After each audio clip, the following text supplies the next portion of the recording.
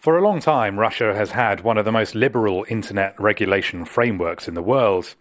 But from Thursday, the government has new powers to force websites to remove content, and if they refuse, even shut the sites down completely. It's darkened the mood of much of the already pretty depressed opposition movement, and Russia's techies aren't that happy either.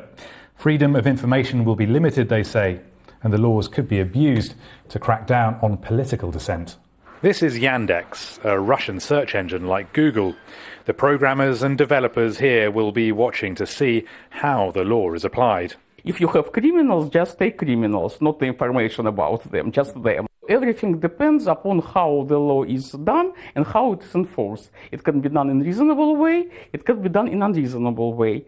And I think because now in our society not everybody trusts the government and different government body, the best way to do it is to do it as much open as possible. The government says its powers are limited, targeting specific contents like sites hosting child pornography, those promoting the use of drugs and narcotics, and sites showing teens how to commit suicide. There are plenty of people who support the bill. Surveys show 2/3 of Russians are in favour of some regulation of the internet.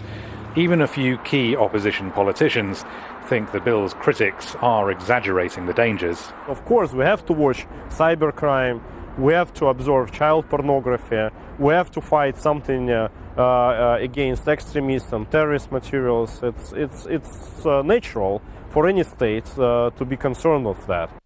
Russia certainly isn't alone in grabbing some sort of control of the internet. Arab Gulf states, China and Iran, for instance, are currently much more restrictive than Russia is.